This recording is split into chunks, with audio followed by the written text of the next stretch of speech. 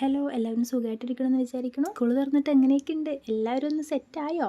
ഒരു വെറൈറ്റി പിടിക്കാമെന്ന് വിചാരിച്ചിട്ടാണ് ഇങ്ങനെ ഒരു പരിപാടി ചെയ്യണത് കേട്ടോ. നോട്ട്ബുക്കിൻ്റെ ഫ്രണ്ടിൽ മാത്രമുള്ള വെറൈറ്റി, ഉള്ളിലൊക്കെ നമ്മൾ നോർമലായിട്ട് ചെയ്യുന്ന അതേ മെത്തേഡാണ്. നോട്ട്ബുക്കിൻ്റെ കവർ ഉണ്ടാക്കാൻ എല്ലാവർക്കും അറിയാമെന്ന് വിചാരിക്കുന്നു. കാർഡ്ബോർഡ് എടുക്കുക, സെൻറ്ററിൽ ഒരു കാർഡ്ബോർഡും കൂടി വെച്ചെടുക്കുക. ഇനി നമ്മുടെ പേജ് അതിൻ്റെ ഉള്ളിലോട്ടൊന്ന് ഒട്ടിച്ചെടുക്കുക. ഇനി ഇവിടെയാണ് നമ്മുടെ പണി തുടങ്ങുന്നത്. ഐസ്ക്രീമിൻ്റെ ലുക്കാണ് ഫ്രണ്ടിൽ കൊണ്ടുവരാൻ ഉദ്ദേശിക്കുന്നത്. ഐസ്ക്രീം അല്ലെങ്കിൽ ഒരു ക്രീമിൻ്റെ ഒരു ടെക്സ്ചർ അത് ഫ്രണ്ടിൽ അങ്ങോട്ട് ഒലിച്ച് വരുന്ന പോലെ. ഈ ഒരു ജൂട്ട് വാങ്ങിയപ്പോൾ മുതൽ എന്തെങ്കിലും ഒന്ന് ചെയ്യണം വിചാരിച്ചാണ്. അത് വെറുതെ ഇരിക്കണ്ടെന്ന് വിചാരിച്ച് ഇവിടെ ഒന്ന് സെറ്റാക്കി കൊടുക്കാമെന്ന് വിചാരിച്ചു.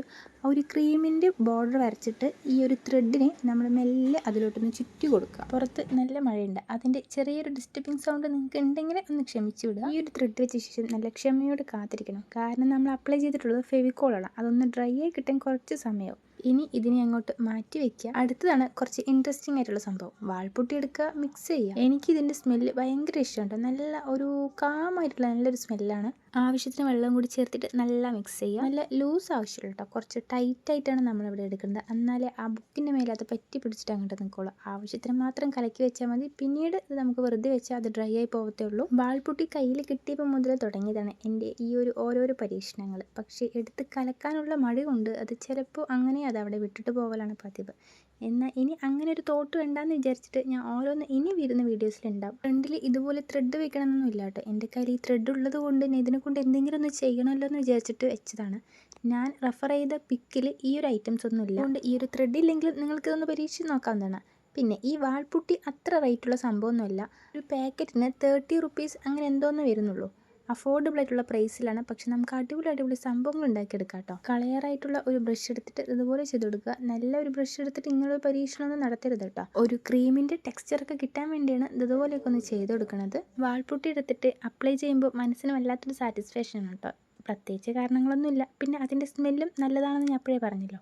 ഇത് കഴിഞ്ഞിട്ടും കുറച്ച് ടൈം ആവശ്യമാണ്. ഇതൊന്ന് ഡ്രൈ ആയി കിട്ടിയാലേ നമുക്ക് പെയിൻ്റ് അടിക്കാനായിട്ട് പറ്റുള്ളൂ. അതിനുള്ള അത്ര ക്ഷമയില്ലാത്തത് കൊണ്ട് ഞാൻ വേഗം പെയിൻ്റ് അടിക്കാൻ തുടങ്ങി. എന്നാലും കുറച്ചൊക്കെ ഡ്രൈ ആയിട്ടുണ്ട് കേട്ടോ. ഒരു ക്രീമിൻ്റെ ലുക്കൊക്കെ കിട്ടാൻ വേണ്ടിയിട്ടാണ് നമ്മുടെ ബ്രൗണിൽ വൈറ്റ് മിക്സ് ചെയ്തത്. അല്ല, വൈറ്റിൽ ബ്രൗൺ മിക്സ് ചെയ്ത്. എന്നാലേ ഒരു പേസ്റ്റൽ കളറൊക്കെ കിട്ടുള്ളൂ. ഇത് പിന്നെ നോർമലായിട്ടുള്ള ഒരു ബ്രൗൺ ആണ്. സെൻറ്ററിൽ വൈറ്റും കൂടി ഒന്ന് അപ്ലൈ ചെയ്ത് കൊടുത്തിട്ടുണ്ട്.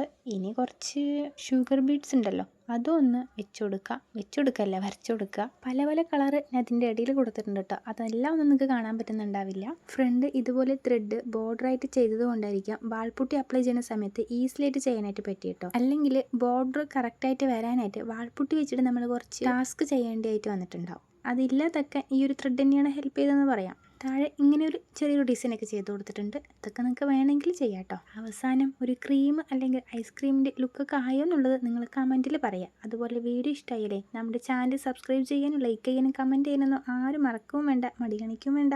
ഇതാണ് ഫൈനൽ ലുക്ക്. ഇതെൻ്റെ താത്താൻ്റെ മോന് കൊടുക്കാൻ വേണ്ടി ഞാൻ ചെയ്തതാണ്. അവനും എൻ്റെ അതേ വൈബായതുകൊണ്ട് ഇങ്ങനെയുള്ള കാര്യങ്ങളൊക്കെ ഇഷ്ടപ്പെടുന്നുള്ളത് ഒരു സംശയം വേണ്ട.